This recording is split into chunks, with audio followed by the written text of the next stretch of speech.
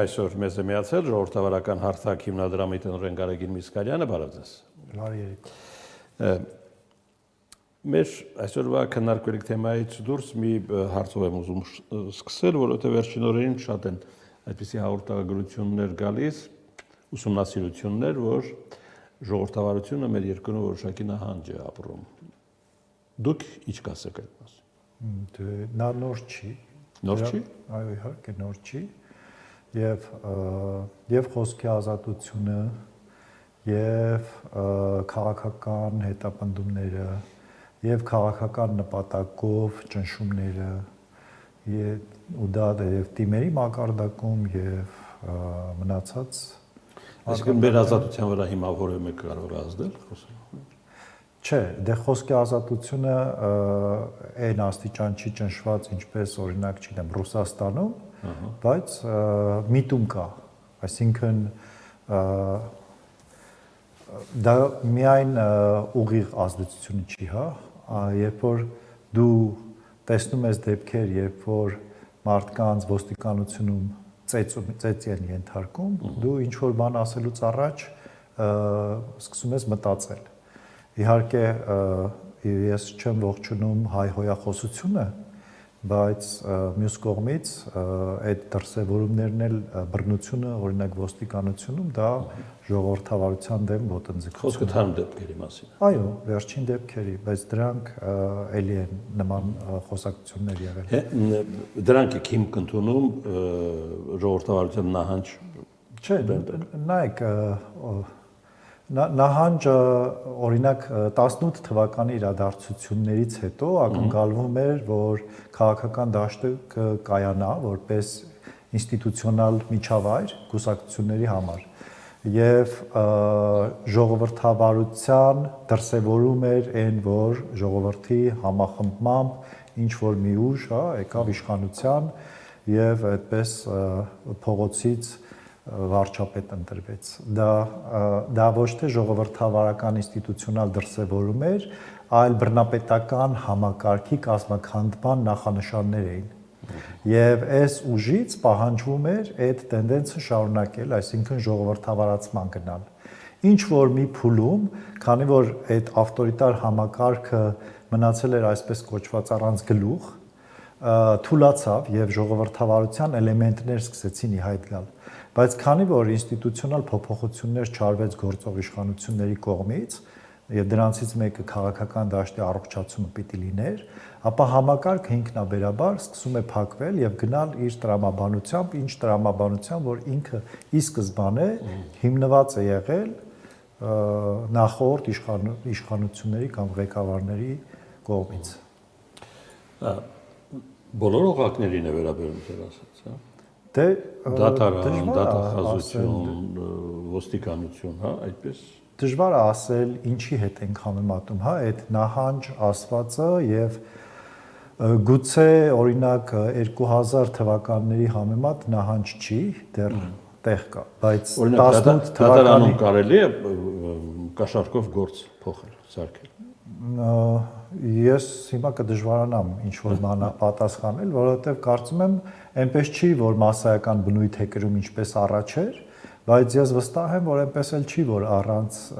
կաշառքի է ամեն ինչ արվում։ Լավ։ Հիմա գանք օրվա կարևոր թեմային, դա հայ-ադրբեջանական հաշտությունն էր, հայտարարված հաշտությունը, ինչ է փոխվում դրանից հետո։ Դե նախ դա պետք է լինի, հետո նոր խոսենք փոխվելու մասին։ Ես դեռ խիստ կողմերը հայտարարում են վերջ, բանակցել ենք, ավարտել ենք։ Չէ, բայց կողմերից մեկը արդեն որ երրորդ օրն է պարբերաբար հայտարարում է, որ Հայաստանի կողմից կրակում են իր վրա։ Ահա, դա հաջորդ հարցն է։ Ինչու՞։ Դե որովհետև դեռևս չի վերջացել կոնֆլիկտը։ Ինչու է անում, ինչ է տալիս դա իրեն։ Նա ես կարծում եմ Ադրբեջանի համար Հայաստանն էլ ասում է մի ապացույց ցույց տվեք, որ մենք Հայաստանը պաշտպանվողի դիրքում է եւ արդեն 30 տարի։ Իմիջիայլոց եվրոպացի դիտորդներն են նույնը ասում, որ իհարկե հանգիստ է։ Հայաստանը, ինչպես ասացի, պաշտպանվողի դիրքում է։ Ադրբեջանը ուժի դիրքերից փորձում է Պաշտպանողը կրակում է հիմա ուժի դիրք ունեցող։ Ադրբեջանը փորձում է ուժի դիրքերից սադրանքների, ստի, գեղձիքի, ապա տեղեկատվության եւ այլ մեդիա եւ ոչ մեդիա դիվանագիտական եւ այլ գործիքներ օգտագործելով իր համար ինքը փորձում է ավելի շահեկան դիրքերում կնքել հնարավոր պայմանագիրը կամ չկնքել, եթե դա իր շահերից չի բխում, եթե ես կարծում եմ իր շահերից բխում է ոչ թե պայմանագիր կնքելը, այլ Հայաստանին անկայուն վիճակում պահելը։ Ինչքան շատ եւ երկար պահի Հայաստանին անկայուն վիճակում, այդքան իր համար դա թե ներքին առումով, այսինքն ներքին համախմբման տեսակետից եւ թե արտաքին քաղաքականության մեջ Հայաստանի հանգամանքը շահարկելով Եվրոպայի հետ, ԱՄՆ-ի հետ, Թուրքիայի հետ, Այսինքն ոչ մի արժեք չունի Բաքվի եւ Երևանի հայտարարությունները, որ ավարտել են բանակցությունները եւ եկել են համաձայնության։ Ամեն պահի կարող է ուրիշ բան տեղի ունենալ։ Նայեք, ամենաաննշան հայտարարությունը նույնիսկ օրինակ ինչպիսին բարբերականություն կրող այդ հայտարարությունն է, որ Հայաստանը կրակել է Ադրբեջանի վրա, նշանակություն ունի։ Այլ հարց է այդ նշանակությունը ինչքանով է արժեքավոր։ Ես կարծում եմ այն խաղաղությունը, որը ակնկալում ենք մենք որպես ժողովուրդ, հայ ժողովրդի մասին է խոսքը, ինքը չի լինելու այդպիսին, ինչպիսին մենք ուզում ենք։ Ինչու չի լինելու, որովհետև մենք ունենք երկու ճանապարհ, կամ դեմոկրատական ազատ պետություն ստեղծել, կամ գնալ ավտորիտարիզմի հետքերով, ինչպես Ադրբեջանն է։ Ադրբեջանի հետ հարևանություն անել եւ Ադրբեջանը այդ ուղղությամբ այնքան է գնացել։ Այո, դե մենք չենք հասնի, հա, իհարկե, եւ ռեսուրսների առումով էլ մենք չունենք դրա հնարավորությունը, այսինքն դա կործանման հավասար է, իսկ Ադրբեջանի հարևանությամբ եւ Թուրքիայի եւ Իրանի հարևանությամբ ունենալ ժողովրդավար պետություն, դա մարտահրավեր է բոլոր կողմերին։ Եվ հետևաբար ասել, որ մենք Ադրբեջանի հետ կնքելու ենք խաղաղության պայմանագիր եւ ամեն ինչ ինչպես հալած յուղի պես գնալու է, այդպես չի։ Պետությունը մի գործիք է, մի համակարգ է, որը անընդհատ պայքարի մեջ է եւ դրացիների եւ օտարների հետ եւ հարևանների հետ եւ հեռավորների հետ միշտ կան շահեր, միշտ կան հետաքրքրություններ, կան ռեսուրսներ, որոնց ցանկանալու են տիրել եւ հակառակ, այսինքն եւ թշնամի պետությունները եւ բարեկամ պետությունները եւ այստեղ ասել, որ հիմա մենք Ադրբեջանի հետ խաղաղության պայմանագիր ենք կնքելու եւ վերջ կարող ենք հանգիստ ճնչել ու ապրել ինչպես օրինակ սովետական միության այդ սառը պատերազմի խաղաղ տարիներին հնարավոր է կնքելն ու չկնքելը նույն բանը չեն։ Իհարկե նույնը չեն։ Ինչ որ բան փոխվելու է, բայց այդ ինչ որ բանը առանձնապես մեծ նշանակություն չի ունենալու։ Հիմա եթե օրինակ մենք որպես պետություն չենք կարողանում այնպիսի վնասակար, այնպիսի վտանգավոր պրոյեկտ է, ինչպիսին Ամուլսարի շահագործումն է, կանգնեցնել եւ արտաքին ուժերի ազդեցության տակ կամ խելապակաս լինելու բերումով այդ պրոյեկտը իրականացվում է, այդ կապ չունի, դու դա անում ես քո կամքով, որովհետև գիտես, թե դու դա անում ես արտաքին ուժերի պարտադրանքով, որովհետև տված վնասը քո բնակչությանը դարերով լինելու է նույնը։ Եթե Ամուլսարը վնաս է պատկերացնում։ Եթե չէ, վնաս է, եւ դա ապացուցված է բազմաթիվ ուսումնասիրությունների բերումով։ Ես ուզում եմ ասեմ, դա Ադրբեջանը կշահագործի, Ռուսաստանը կշահագործի, Ամերիկան կշահագործի, թե ով կշահագործի Հայաստանի տարածքում կամ Հայաստանը ում պարտադրանքով կամ խնդրանքով կշահագործի, բացարձակ տարբերություն չկա։ Մենք որպես պետություն կայանալու խնդիր ունենք եւ այդտեղ Ադրբեջանի հետ խաղաղության պայմանագիր կա թե չկա, մեծ բան չի փոխվելու։ Ուրիշ ուղղությամբ ենք գնում, բայց ես իմ կարծիքը ասեմ եւ անցնենք։ Իսկ եթե Ամուլսարը շահագործվում է հանուն Հայաստանի անվտանգությանը, կա այդպիսի տարբերակ։ Ոչ, չկա։ Նայեք, բոլոր պետությունները արտաքին British Petroleum-ը ծառայել է Ադրբեջանի անվտանգությանը։ Նայեք, Ադրբեջանի նավթը չի տալիս Ադրբեջանին այնքան վնաս, եւ բերում է անհամեմատ ավելի մեծ օգուտ, որը եւ British Petroleum-ին է բավարարում եւ Ադրբեջանի իշխանություններին։ Ամուլսարի դեպքում ընդհանրապես համեմատելու չի։ Նրա տված վնասները չասեմ միլիոնավոր, բայց 100,000 անգամ ավելի շատ են լինելու։ 500 տարի մեր ջրերն ու օդը թունավորվելու է այդ փոշուց ու այդ թթվային դրենաժից։ Համեմատել եւ ասել, որ այնտեղ շահագործել են, մենք դրանով անվտանգություն ենք ապահովում, 10 տարվա պաշար կա ընդամենը, 10 տարի հետո մենք ուղակի ստիպված ենք լինելու լքել այդ տարածքները։ Լավ։ Հայաստանը դե հիմնական կռվանը հիմա որ Ադրբեջանը շրջանառում է, դա հայկական սահմանադրությունն է։ Հայաստանն էլ ասում է բերեք ուղարկենք Վենետիկ, թող ստուգեն։ Ձեր ասածին համապատասխանում է թե ոչ, փոփոխության ենթակա է։ Սա լուծում է թե ոչ։ Սա լուծում չի, Ադրբեջանը լավ է հասկանում, որ չի համաձայնի այսինքն ուղարկել։ Չէ, եթե նույնիսկ համաձայնի եւ Վենետիկը տա, որ այդ սահմանադրությունը ոչ մի վտանգ իրենից չի ներկայացնում Ադրբեջանի համար, Ադրբեջանի իշխանությունները կամ նրան խորհուրդ տվողները հասկանում են, որ հայ ժողովուրդը այսպես հեշտ չի մարսելու Արցախի հայաթափումը, մեկ եւ երկրորդը այդ խաղակարտը արևմուտքը առանց անկախ նրանից Նիկոլ Փաշինյանը ինչ թուղթ է ստորագրելու, այդ խաղակարտը պարբերաբար օգտագործվելու է Ալիևի դեմ ճնշումների համար։ Այսինքն ինքը փորձելու է հնարավորինս մեծ այսպես ճեղքվածք ստեղծել այդ խաղաղության միջև, որպիսի խաղաղության գալու գինը իր համար նվազագույն վնասներով լինի։ Իսկ այդ վնասների մեջ Արցախի հարցն էլ է մտնում։ Այսինքն հայտարարում է խաղաղության պայմանագրի իր համաձայնությունը Բաքուն, բայց ամեն ինչ անում է դա տեղի չունենա, հա? Մենք ինչի մասին։ Ամեն ինչ անում է, որպեսզի եթե նույնիսկ դա տեղի ունենա, ապա իր համար առավելագույն օգուտներով։ Այն ինչ անում է դա ձգձգելու մասին։ Սահմանադրությամբ, չէ, սահմանադրության փոփոխության պահանջը դա միայն իրավական պահանջ չի, դա բարոյական պահանջ է Հայաստանին պարտադրելու, օրինակ, նվազագույնը, որ նոր հռչակագիր ընդունվի կամ գուցե առավելագույնը։ Եվ այդ նոր հռչակագիր ընդունելը կարող է ենթադրել նաև օրինակ նոր պետության հռչակում։ Նոր պետության հռչակումը կարող է ճանաչվել, կարող է չճանաչվել, կարող է նոր իրավական վեճ առաջանալ։ Այսինքն ինչքան այդ սցենարով է գնալու, այդ երբ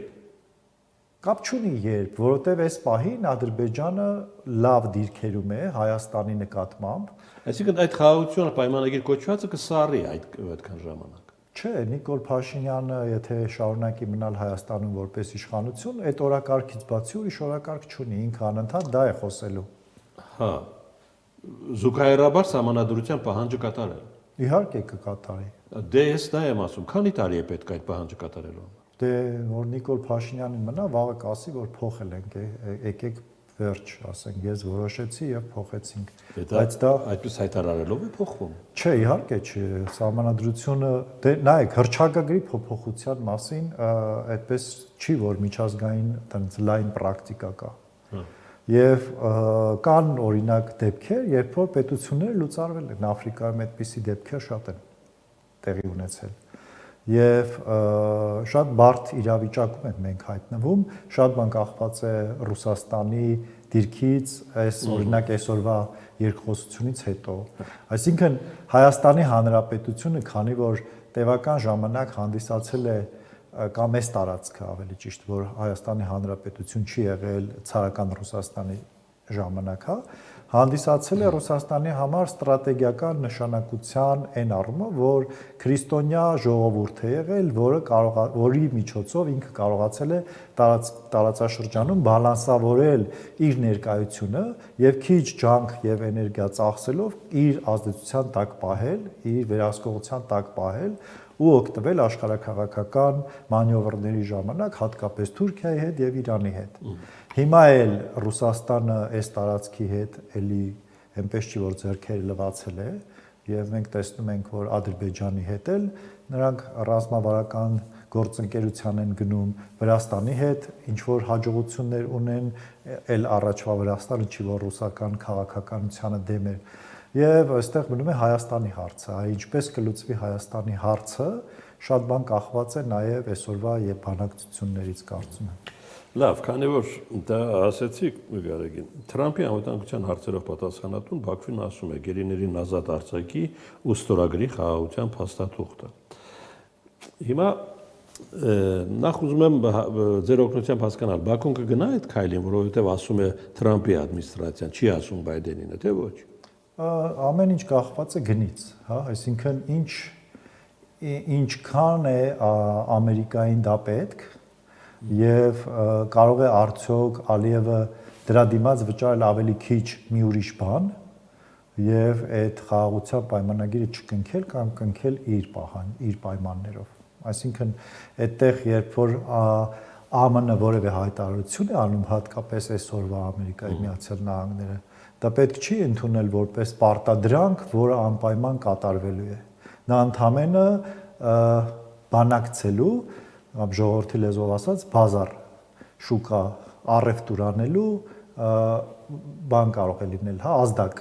Այսինքն մենք քեզնից պահանջում ենք սա, դու ինչ կարող ես դրա դիմաց տալ, եթե դա քեզ պետք չի։